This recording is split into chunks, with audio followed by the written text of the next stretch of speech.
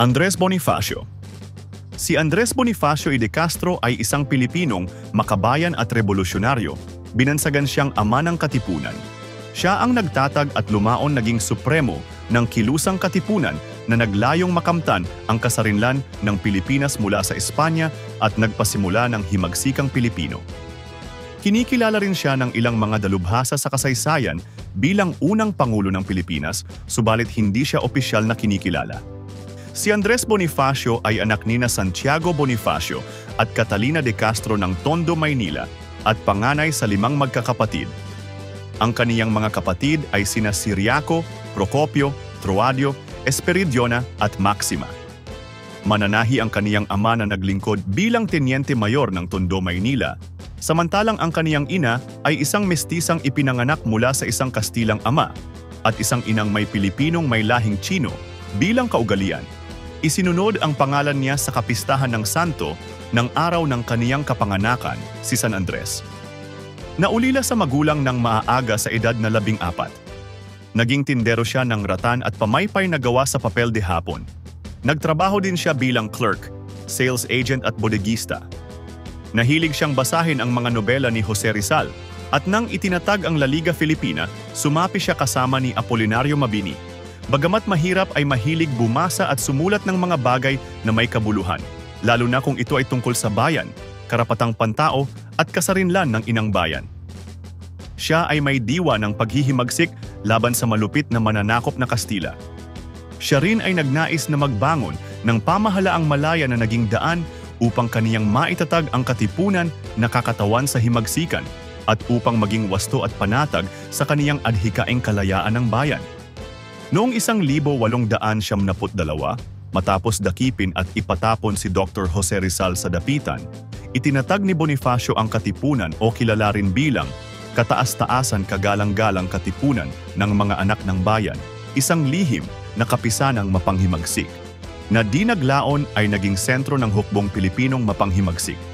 Kasama ni Bonifacio ay sina Valentin Diaz, Deodato Arellano, Teodoro Plata, Ladislao Diwa, at ilang manggagawa sa pagtatag ng katipunan sa Calle Azcarraga.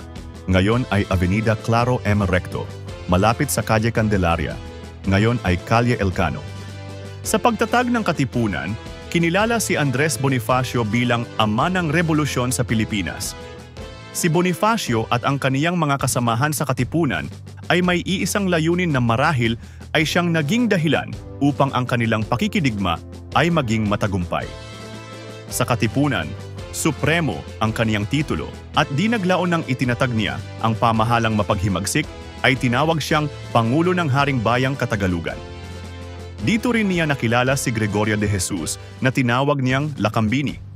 Noong ika-23 Agosto, 1976 sa maliit na baryo ng Pugadlawin, sa Balintawak ay tinipon niya ang mga katipunero at isa-isa'y pinunit ang kanilang mga sedula.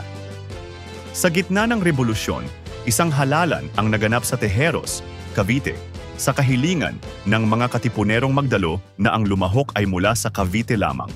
Nanalo sa pagkapangulo si Emilio Aguinaldo, lider ng katipunang Magdalo, at ang Supremo ay naihalal sa mababang posisyong tagapangasiwa ng Panloob, Interior Director.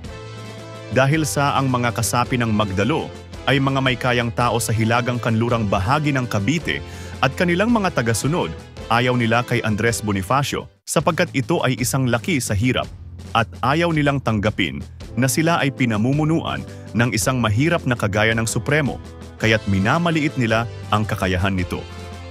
Nang sinubukan ng mga kasapi ng lupon ng mga Magdalo na usisain ang kakayahan ni Andres Bonifacio na gawin ang tungkulin ng isang tagapangasiwa ng Panloob, na ayon sa kanila ay gawain lamang ng isang abogado, na insulto si Bonifacio.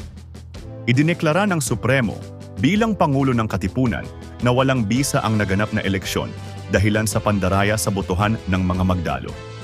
Dahil dito, kinasuhan si Bonifacio ng sedisyon at pagtataksil ng mga Magdalo. Habang hindi pa siya nakaaalis ng Cavite, siya ay ipinahuli at ipinapatay ni Aguinaldo sa kaniyang mga tauhan.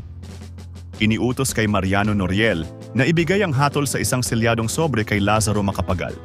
Iniutos ang pagbaril kay Bonifacio kasama ang kaniyang kapatid na lalaking si Procopio Bonifacio noong ika-10 ng Mayo, 1977, malapit sa Bundok Nagpatong o Bundok Buntis. Noong 1918, sinikap ng pamahalaan ng Pilipinas na hanapin ang labi ni Andres Bonifacio sa Maragondon.